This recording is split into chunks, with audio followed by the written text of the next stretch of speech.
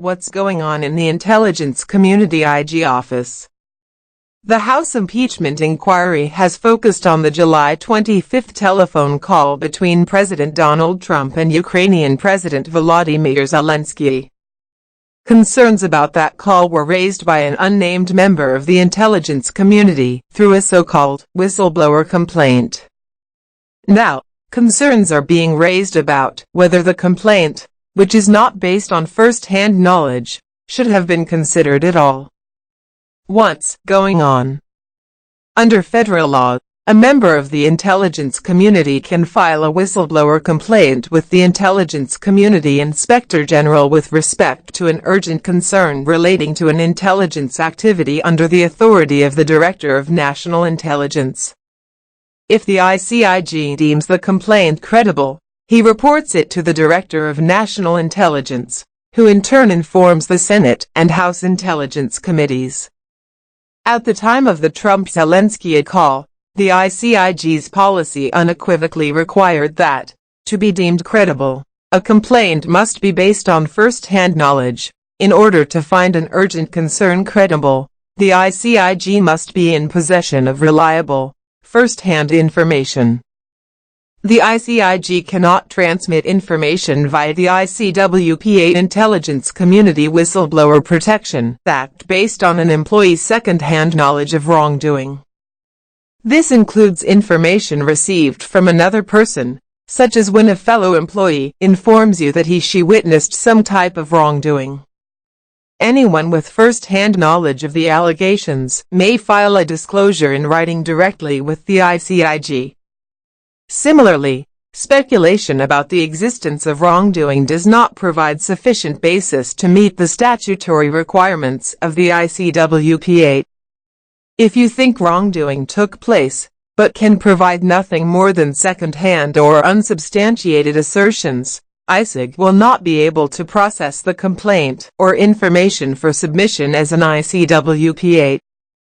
This whistleblower complaint, however, is based entirely on second and even third-hand information. Although the whistleblower says that he learned about most of the events from other people and sources suggesting that at least some of his knowledge comes from his own observations, every specific event he describes was revealed to him by second-hand sources or from press reports about what other people said. Not once does he identify any information learned firsthand. On its face, therefore, this complaint was inconsistent with the ICIG's policy and, therefore, could not be deemed credible and reported to the Director of National Intelligence. But it was. On September 30th, ICIG Michael Atkinson issued a news release acknowledging that, under the policy existing when he received this complaint, he could not have deemed it credible and reported it to the Director of National Intelligence. Instead, he admitted, he processed the complaint under a policy allowing second-hand information, a policy that he did not establish until after he received that complaint. According to his news release, Atkinson simply accepted at face value the whistleblower's assertion that he had first-hand information of at least some of the events alleged, even though the report itself provides no such information. Now, under pressure, Atkinson is trying to spin his way out of this controversy. He claims, for example, that the original policy's language could be read incorrectly as suggesting that whistleblowers must possess first-hand information in order to file an urgent concern complaint with the Congressional Intelligence Committees. That claim is simply false. The policy said that the ICIG, that is, Atkinson himself, could not deem a complaint credible based on second-hand information. It did not prevent a whistleblower from filing such a complaint or prevent Atkinson from using it as the basis for an investigation that might reveal first-hand sources.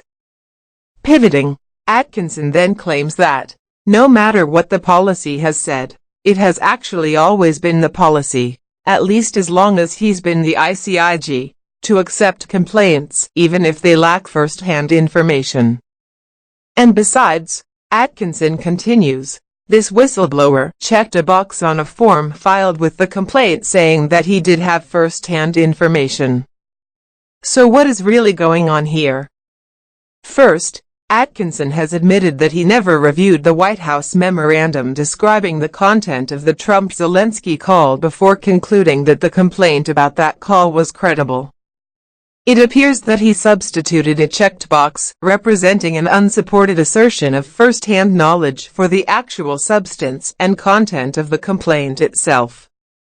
Second, either Atkinson had the wrong policy all along, which he only decided to change in response to this complaint, or he had the right policy all along, which he ignored for this whistleblower and changed only after explosive congressional and media attention. Neither of these is acceptable. We may never know whether the whistleblower complaint about the Trump-Zelensky is truly credible. But, so far at least, Atkinson's shifting explanations for his handling of that complaint are not. Giancarlo Canaparo is a legal fellow in the Heritage Foundation's Center for Legal and Judicial Studies. Thomas Chipping is Deputy Director of the Heritage Foundation's Center for Legal and Judicial Studies.